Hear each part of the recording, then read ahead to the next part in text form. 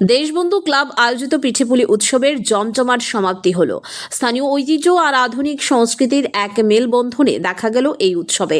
সমাপনী অনুষ্ঠানে প্রধান অতিথি হিসেবে উপস্থিত ছিলেন প্রাক্তন কেন্দ্রীয় প্রতিমন্ত্রী প্রতিমা ভৌমিক। এছাড়াও উপস্থিত ছিলেন ৩৬ শান্তিরবাজার বিধানসভা কেন্দ্রের বিধায়ক প্রমোদ রিয়াং, শান্তিরবাজার মণ্ডল সভাপতি তথা ক্লাবের যুগ্ম সম্পাদক দেবাশিস ভৌমিক, ক্লাবের সভাপতি তথা পৌর পরিষদের ভাইস চেয়ারম্যান সত্যব্রত সাহা, ক্লাবের সম্পাদক প্রবীর বরণ দাস, শান্তিরবাজার পৌর পরিষদের পৌরমাতা স্বপ্না বৈদ্য, বাইখোড়া জগন্নাথ মন্দিরের কার্তিক প্রভু এবং বিশিষ্ট সমাজসেবক অশেষ বৈদ্য।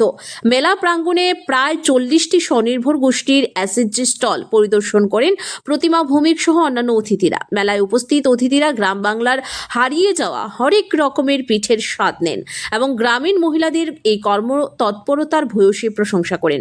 শান্তিরবাজারের বিধানসভা এলাকার উন্নয়নের প্রশংসা করে তিনি পাশাপাশি দেশবন্ধু ক্লাবের এই সুশৃঙ্খল আয়োজনের জন্য সকল সদস্যকে আন্তরিক ধন্যবাদ জানান। উৎসবের বিশেষ আকর্ষণ ছিল আজকের সাংস্কৃতিক সন্ধ্যা। মঞ্চে যখন কলকাতার জনপ্রিয় রিয়েলিটি শো সারেগামাপা খ্যাত কণ্ঠশিল্পী স্নেহা ভট্টাচার্য মাইক্রোফোন ধরলেন, তখন পুরো চত্বর যেন এক অন্য জগতে পৌঁছে যায়। একের পর এক জনপ্রিয় গান গেয়ে শান্তিরবাজার বাসীর মন জয় করে নিলেন এই জনপ্রিয় শিল্পী। ছোট থেকে বড় সকলে স্নেহার গানে মেতে ওঠেন। সব মিলিয়ে খাওয়া দাওয়া আর গান বাজনার এই মেলবন্ধনে দেশবন্ধু ক্লাবের পিঠেপুলি উৎসব এক অনন্য নজির সৃষ্টি করল শান্তিরবাজার।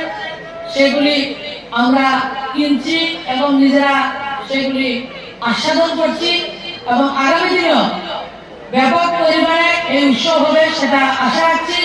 কারণ এই শান্তিরবাজারের দেশবন্ধু ক্লাব এবং সত্যদা আমার প্রমোদ ভাই সবাই মিলে এই রাজ্যের মধ্যে ওএনজিসিতে রাবণ বধ হয়, দশরা হয়, সেটা সবার জন্য উন্মুক্ত নয়, কিন্তু এই শান্তিরবাজারের মাঠের যে দশরা রাজ্যের মধ্যে সবচেয়ে সর্বশ্রেষ্ঠ দশরা এই শান্তিরবাজারের নেতৃত্বরা করেন।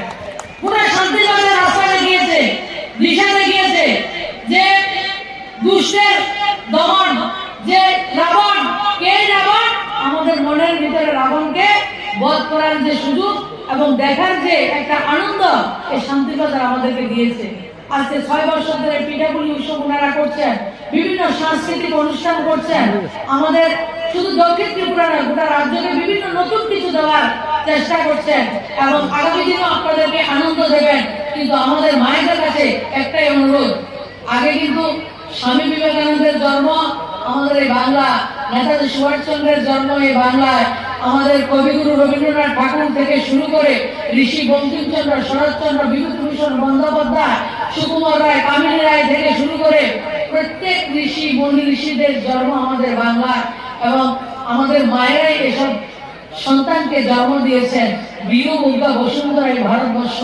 আমরা চাইবো আমাদের মায়েরও আগামী দিন এমন সন্তানের জন্ম দেবেন যে সন্তান আমাদের রাজ্যকে, মুখকে উজ্জ্বল করবে, আমাদের রাজ্যের সাথে সাথে ভারতবর্ষকে গৌরবান্বিত করে, সমাজকে গৌরবান্বিত করবে এবং দেশের প্রধানমন্ত্রী যে স্বপ্ন শক্তিশালী মা, শক্তিশালী ভারত সেলফ হেল্প গ্রুপের মাধ্যমে সেই কাজগুলি আমরা করছি। আমাদের সরকার আগে আসার আগে 3000 থেকে 3500 সেলফ হেল্প গ্রুপ ছিল। আজকের দিনে